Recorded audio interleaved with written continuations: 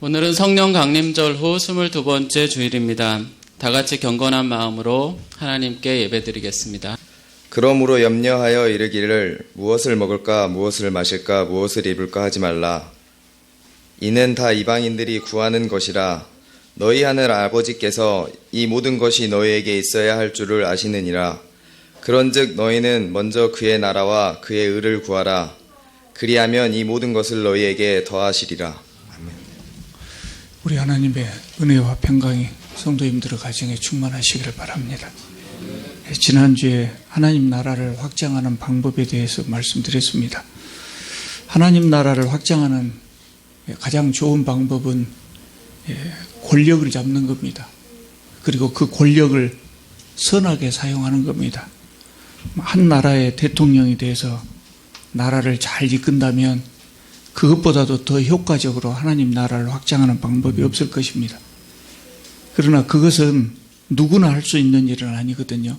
그래서 우리는 누구나 할 수 있는 일을 해야 돼요. 그것이 뭐냐면 우리 모두가 각자 자기가 서 있는 자리에서 하나님의 법을 지키는 거예요. 하나님의 말씀을 따라서 살고 또 세상의 법을 지키고 양심을 지키고 그렇게 하는 사람이 하나님 백성이거든요.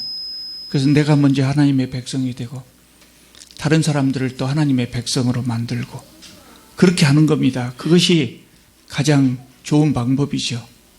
하나님께서는 우리가 세상에서 서 있는 곳에서 세상을 바꾸고 그래서 이 세상을 하나님 나라로 바꾸어 가도록 우리에게 일을 주셨어요.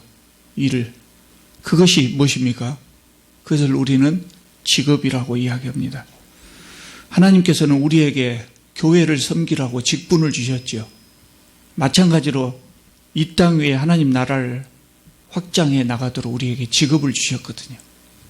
그러니까 우리에게는 대부분의 기독교인들이 교회 안에서 직분을 중요하게 생각하고 세상 속에서 일하는 직업을 덜 중요하게 생각하지만 우리가 교회를 섬기라고 하나님께서 주신 직분과 또 세상을 바꾸라고 주신 직업은 무엇이 더 중요하고 덜 중요하고 이것이 아닙니다. 다 하나님 앞에 똑같이 중요한 것입니다. 많은 기독교인들이 그런 생각을 갖습니다. 직업이라고 하는 것은 내가 어쩔 수 없이 가족을 부양하기 위해서 갖는 것이다. 이렇게 생각합니다. 그러나 직업은 내 가족을 부양하기 위해서 돈 벌기 위해서 갖는 것에 불과한 것이 아니거든요. 많은 기독교인들이 이 직업은 하나님의 일, 또 신앙생활하고 아무 관계가 없다고 생각합니다. 그러나 직업은 하나님께서 하나님의 일을 하라고 우리에게 맡겨주신 일입니다. 우리가 이걸 잘 알아야 됩니다. 기독교인이 직업이 무엇인가를 잘 모르기 때문에 지금까지 교회에서 직업교육을 그렇게 많이 하지 않은 것 같아요. 그래서 기독교인이라고 할지라도 이 직업이 우리 신앙생활과 어떤 관계가 있는가, 하나님의 일과 어떤 관계가 있는가 이거를 잘 모르기 때문에 신앙생활을 바르게 잘 하지 못한 것 같아요. 오늘 이 직업이 무엇인가에 대해서 몇 가지 말씀드리려고 합니다. 첫째는요, 직업은 인간을 이 땅에 있게 한 이유입니다. 사람이 이 세상에 왜 만들어졌는가? 그것은 바로 직업 때문이라는 겁니다. 여러분, 인생의 목적이 무엇입니까? 사람은 왜 삽니까? 많은 사람들이 인생의 목적을 궁금해했습니다. 사람은 왜 사는가? 많은 철학자들이 연구했죠. 그런데 이거 쉽게 답을 발견하지 못해요. 저도 역시 젊은 시절에 그것이 참 큰 의문이었습니다. 나는 왜 살아야 되는가? 쉽게 답을 발견하지 못하는 것은 엉뚱한 곳에서 이 답을 찾으려고 하기 때문입니다. 정확한 답을 얻으려면 어떻게 해야 됩니까? 인생을 만드신 하나님께 여쭤봐야 됩니다. 하나님, 왜 저를 만드셨습니까? 왜 사람을 만드셨습니까? 하나님께 여쭤야 합니다. 왜냐하면 하나님께서 사람을 만드실 때 그냥 구색을 채우기 위해서 만드신 것이 아니거든요. 의도적으로 만드셨어요. 목적을 가지시고 만드셨어요. 그래서 우리는 하나님께 인생의 목적을 여쭤봐야 하는 겁니다. 하나님께서 왜 사람을 만드셨습니까? 창세기 1장 26절에서 28절 여러 번 소개해 드렸습니다. 또 지난번에 기독교인의 사명에 대해서 말씀드릴 때도 이야기했습니다.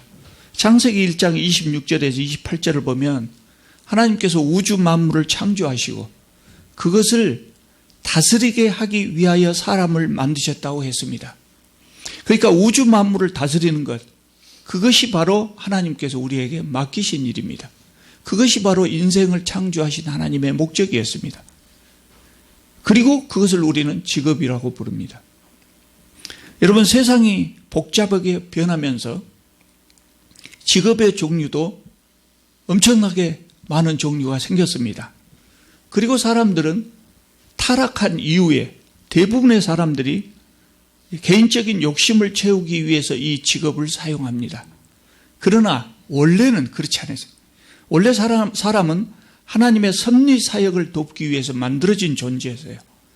그렇기 때문에 직업은 사람을 이 땅 위에 있게 한, 태어나게 한 이유, 즉 인생의 목적이라고 할 수 있는 겁니다. 직업은 인생의 목적입니다. 우리가 살아야 하는 이유입니다. 두 번째로, 일이라고 하는 것은 하나님의 명령입니다. 일하라 하는 것은 하나님의 명령입니다. 대부분의 사람들이 10계명 중에 네 번째 계명을 생각할 때, 기억할 때 안식일을 기억하여 그날을 거룩하게 지키라, 이렇게 기억하고 있습니다. 출애굽기 20장 8절에서 10절까지 그 사이에 나와 있습니다. 안식일 계명입니다. 그 맞죠? 그러나 그것이 전부는 아니에요. 이 사계명을 자세하게 읽어보면 안식일을 기억하여 그날을 거룩하게 지키라, 여기서 끝나지 않아요. 그 다음에 이어지는 말씀이 있습니다. 뭐입니까? 엿새 동안에 힘써 내 모든 일을 행할 것이나 그랬어요. 이것이 그 다음에 이어지는 말씀입니다. 안식일은 거룩하게 안식해야 합니다. 그러나 그 외에 다른 날은 열심히 일해야 합니다. 그게 하나님께서 우리에게 요구하시는 겁니다. 어떤 사람들은 노동을 하나님의 저주로 생각합니다. 성경을 잘못 이해한 거죠. 아담이 범죄한 이후에 그것에 대한 징벌로 이 노동이 인간에게 주어졌다고 잘못 생각하시는 분들이 있습니다. 그렇지 않습니다. 창세기 2장 15절에 이 이야기가 나와 있어요. 여호와 하나님이 그 사람을 이끌어 에덴 동산에 두어 그것을 경작하며 지키게 하시고 그랬어요. 창세기 2장에도 세상 창조에 대한 이야기가 나오거든요. 그 2장에서는 하나님께서 사람을 만드신 다음에 그 사람을 이끌어 에덴 동산에 두어 그것을 경작하며 지키게 하시고 그랬어요. 그러니까 사람을 만드신 직후에 하나님께서 에덴 동산을 경작하며 지키게 하셨다는 거예요. 그러니까 노동의 명령은 벌써 2장에 나옵니다. 아담이 타락한 이야기는 창세기 몇 장에 나옵니까? 3장에 나옵니다. 그 이후에 나옵니다. 그러니까 사람은 범죄 이전에 창조될 때부터 일하도록 만들어진 존재입니다. 1장에서는 그 일을 표현할 때 세상을 다스리는 것이라고 표현하고 있고, 창세기 2장에서는 경작하며 지키게 하셨다고 표현하고 있을 뿐입니다. 그러나 아담과 하와가 범죄한 이후에 노동의 의미가 좀 달라졌어요. 그래서 우리는 저주로 생각하거든요. 근데 원래는 그게 아니에요. 범죄하기 이전에는 어떻게 됐습니까? 하나님께서 주신 노동은 신성한 것이고, 하나님께서 주신 그 노동, 세상을 다스리고 또는 에덴 동산을 경작하며 지키게 하셨다고 하는 이 노동은 즐거운 노동이었어요. 아무런 조건 없이 즐겁게 에덴 동산을 경작하고 지키고 그런 노동이었어요. 그러나 범죄한 이후에는 먹고 살기 위해서 어쩔 수 없이 땀을 흘려야 하는 아주 고통스러운 노동으로 그 노동의 의미가 바꿔졌을 뿐입니다. 그러지 노동은 사람이 태어나면서부터 하나님께서 주신 겁니다. 여러분, 우리는 모두 죄 사함을 받은 존재들입니다. 타락한 이후의 상태에서 타락 이전의 상태